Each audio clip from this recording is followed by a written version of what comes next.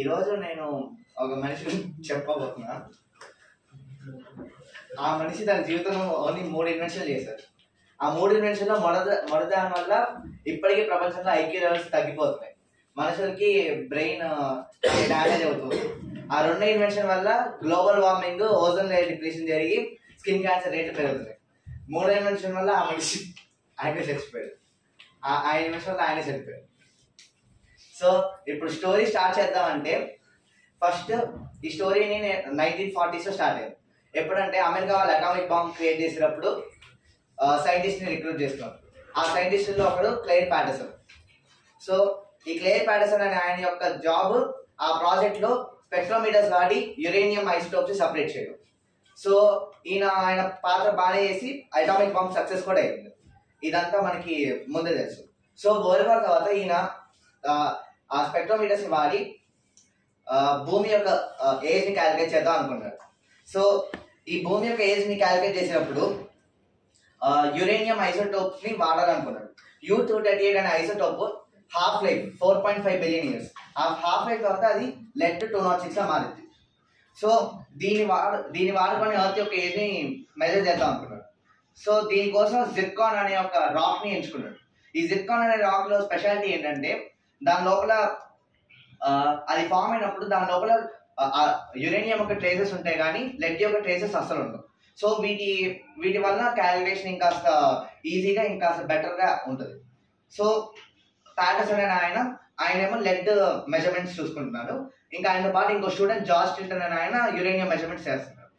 So చివరికి measurements నుంచి వచ్చిన వాల్యూస్లో జార్జ్ టిల్టన్ అనే ఆయన యొక్క మెజర్మెంట్ యాక్యురేట్గా ఉంది, అంటే అనుకున్న దానికి కాస్త దగ్గరలోనే ఉంది. కానీ ప్యాటర్సన్ యొక్క వాల్యూస్ అబ్నార్మల్గా లార్జ్గా ఉంది. దీనికి రీజన్ ఏంటో ఆయనకు అర్థం కాలేదు. ఆ 2 రీజన్స్ పక్కన పెట్టి చూస్తుంటే అసలు ఇది ఒకే శాంపుల్ నుంచా అని వాళ్ళకి అనిపిస్తుంది.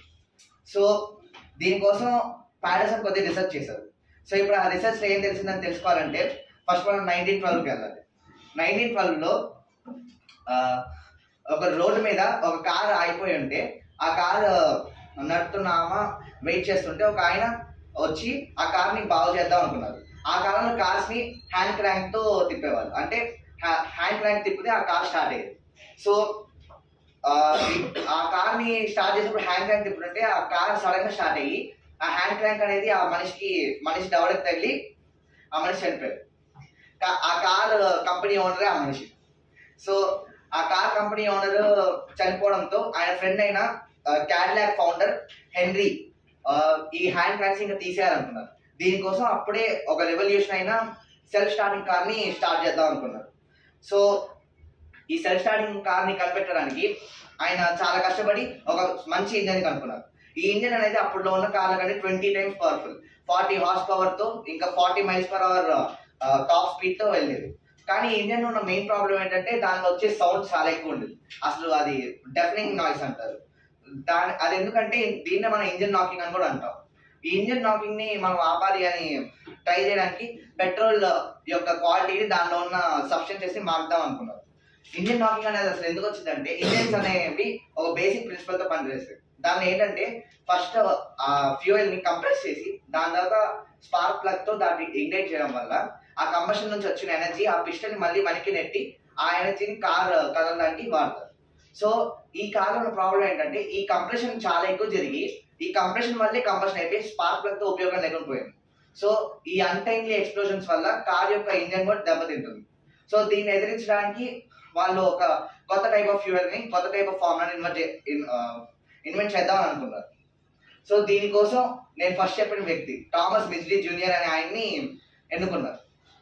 ఈయన ఫస్ట్ ఆ ఫ్యూయల్ లోపల బటర్ని, క్యాంఫర్ని, ఇథైల్ ఎస్టేట్ని, అల్యూమినియం ట్రైక్లోరైడ్ ని యాడ్ చేసి చెక్ చేశారు. ఏమన్నా కంప్రెసిబిలిటీ మారుతుందా, ఏమన్నా ఫ్యూయల్ క్వాలిటీ మారుతుందా అంటే వాటి వల్ల అసలు ఏం ఎఫెక్ట్ లేదు. వాటి ఎఫెక్ట్ ఎలా ఉందంటే ఒక సముద్రంలో తేనె పట్టేసినట్టు ఉంది.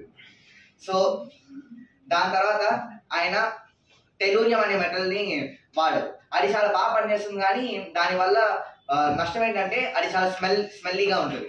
అది ఎలాగంటే మన షర్ట్, మన డ్రెస్ మార్చుకున్నా కూడా ఆ స్మెల్ ఇంకా మన దగ్గర ఉంటుంది. సో దీనివల్ల ఆయన రీసెర్చ్ చేసే 7 months వరకు ఆయన బేస్మెంట్లో ఉన్నారు, ఇంట్లో ఉండకుండా. దాని తర్వాత ఆయన ఇథనాల్ని ఇథనాల్ ఇంకా లెడ్ రెండు బాగా పనిచేస్తాయి అనుకున్నారు. ఇథనాల్ ఏంటంటే అది బాగా పనిచేసినా కూడా అది చాలా కాస్ట్లీ. అండ్ కానీ లెడ్ అనేది అలా కాకుండా తక్కువ కాస్ట్తో మంచి రిజల్ట్ ఇస్తుంది. సో ఆయన దీన్ని టెట్రా ఈథైల్ లెడ్ ఈ ఫామ్ లో ఉన్న దాన్ని పెట్రోల్ ఇంట్రడ్యూస్ చేశారు. అప్పుడు లెడ్ అనేది అనే పేరు బయటకు వస్తే పాయిజనింగ్ అనే సస్పెషన్ వచ్చింది కాబట్టి దానికి ఇథైల్ అనే పేరు పెట్టారు. ఇథైల్ అనే పేరు పెట్టి ఒక పెద్ద కంపెనీ ఇథైల్ కార్ప్ అనేది 3 కంపెనీలు మర్జింగ్ చేసి కనుక్కున్నారు. ఆ కంపెనీలు Standard Oil Company, DuPont, General Motor. So ఈ ఇథైల్ అనే ఫ్యూయల్ దీని యొక్క ఎఫిషియన్సీ మరియు దీని యొక్క యాంటీ నాకింగ్ ఎబిలిటీ వలన చాలా పాపులారిటీ పొందింది. అప్పట్లో రేసర్స్ కూడా గ్రాండ్ ప్రీ అనే పోటీల్లో గెలిచే వాళ్ళు మోస్ట్లీ ఈథైల్ అనే పాపులారిటీ డిమాండ్ తట్టుకోవడానికి వీళ్ళు ఒక కొత్త ఫ్యాక్టరీ పెట్టారు. ఈ కొత్త ఫ్యాక్టరీలో కానీ సడన్ గా ఒక విత్ ఇన్ ఫ్యూ మంత్స్ చాలా మంది లెడ్ పాయిజనింగ్ తో సిక్ అయ్యారు. Dozens of people died also. So అప్పుడు ఈ కనిపెట్టిన థామస్ వింజీ జూనియర్ అనే ఆయన ఇది నాట్ హార్మ్ఫుల్ అని చెప్పడానికి ఒక ప్రెస్ మీట్ పెట్టి ఒక గ్లాస్ లో ఈ టెట్రాహైడ్రల్ లెడ్ అనేది పోసి దాని స్మెల్ 1 minute దాకా చూశారు. కానీ అలా చూసి ఇది నేను రోజు మొత్తం చేస్తే నాకేమీ నష్టం జరగదు అని చెప్పాడు. కానీ ఆయనకి లోపల తెలుసు ఇది దీనివల్ల నిజంగానే నష్టం ఉంది, మనుషులకి బ్యాడ్ జరిగిద్దని. ఎందుకంటే ఆయన ఈ టెట్రాహైడ్రల్ లెడ్ ని ఇంట్రడ్యూస్ చేసిన తర్వాత చాలా నెలల వరకు ఆ ఫ్యాక్టరీకి ఇంకా మిగతా ఆటోమొబైల్స్ కి చాలా దూరంగా ఫ్లోరిడా అనే చోట ఉన్నారు. ఎందుకంటే ఆయన టెట్రాహైడ్రల్ లెడ్ కనిపెట్టేటప్పుడు ఆయనకి లెడ్ పాయిజనింగ్ వచ్చింది. సో ఆయన వీలైనంత దూరంగా ఉన్న ట్రై చేసి అలాగ ఉన్నారు. సో ఇప్పుడు మనం ప్రెసెంట్ డేకి వస్తే క్లేర్ ప్యాటర్సన్ అట్మాస్ఫియర్ లో ఉన్న ఎక్సెస్ ఆఫ్ లెడ్ వల్ల వాల్యూస్ ని చాలా క్యాల్టెక్ వెళ్ళి ఆ ల్యాబ్ లో ఎగ్జాస్ట్ కొత్త శాంపిల్స్ ని టెస్ట్ చేస్తూ ఉన్నాడు. ఇంకా ప్రతిదీ ఒకే టైంలో ఫామ్ మీటియోరైట్స్ యొక్క ఏజ్ టెస్ట్ చేస్తూ మెథడ్ లో. సో వాటి ఆ మెజర్మెంట్ చాలా యాక్యురేట్. సో లెడ్ కంటెంట్ అనేది కానీ దీనికి ఆ ఇథైల్ కంపెనీ యొక్క సీఈఓ గిఫ్ట్ ఫ్రమ్ హెవెన్ ఇలాంటి దానిలో ఉన్న చిన్న మైన్యూట్ మిస్టేక్స్ వల్ల మీరు ఇలా అందరం కరెక్ట్ కాదన్నారు. అక్కడ ఉన్న దీని ఏం కొత్తగా లేదన్నారు. సో దీన్ని రాంగ్ అని ప్రూవ్ చేయడానికి క్లేర్ ప్యాటర్సన్ అని ఆయన స్పెసిఫిక్ క్వశ్చన్కి వెళ్ళి డీప్ సీ వాటర్ ఉన్న లెడ్ కంటెంట్ ని మెజర్ చేద్దాం అనుకున్నారు. సో దీనిలో ఆయన అనుకున్నది ఏంటంటే ఒకవేళ throughout the ocean lead content ఒకవేళ సేమ్ ఉందంటే వాళ్ళు చెప్పినట్టు లెడ్ అనేది కానీ డీప్ లో ఉన్న వాటర్ లో కాన్సన్ట్రేషన్ తక్కువ ఉంది, సర్ఫేస్ మీద కాన్సన్ట్రేషన్ ఎక్కువ ఉందంటే దీని వల్ల అర్థమైంది. సో ఆయన సస్పిషన్స్ నిజంగానే తేలి సీ వాటర్ లో ఏమో లెడ్ కంటెంట్ తక్కువ ఉంది. సో అంటార్క్టికా, గ్రీన్లాండ్ లాంటి ఐసోలేటెడ్ ప్లేసెస్ లో కూడా వెళ్ళి అక్కడ ఉన్న ఎయిర్ క్వాలిటీని మాల్ ఎయిర్ క్వాలిటీని కంపేర్ చేసి ఇది జస్ట్ 19 times ఎక్స్పోనెన్షియల్ గా గ్రో అవుతుంది, ఇది మానవాళికి మంచి కాదని చెప్పి క్లేర్ ప్యాటర్సన్ తన ఫైట్ లో గెలిచి టెట్రాహైడ్రల్ లెడ్ ని ఇంకా బ్యాన్ చేయించాడు. ఈ టెట్రాహైడ్రల్ లెడ్ అప్పట్లోనే బ్యాన్ చేసిన మినిమం ఒక 30 years అలా అయినా కూడా ఇప్పటికీ దాని ఎఫెక్ట్స్ తెలుస్తున్నాయి. ఇంకా పుట్టబోయే 1 in 3 లెడ్ కంటెంట్ వాళ్ళ బాడీలో ఉండాల్సిన దానికంటే ఎక్కువ ఉంది. అంటే ఇప్పుడు ప్రస్తుతం 800 million children every year. Next ఈ లెడ్ పాయిజనింగ్ వల్ల 250,000 people ఎవ్రీ ఇయర్ చనిపోతున్నారు. సో ఈ లెడ్ అనేది పోయింది అనుకుంటే ఇదే క్రియేటర్ మళ్ళీ రెఫ్రిజిరేటర్స్ లో మిథైల్ ఫార్మేట్ కానీ సల్ఫర్ అంటే ఒకటేమో హైలీ పాయిజనస్, ఇంకోటేమో హైలీ ఇన్ఫ్లేమబుల్.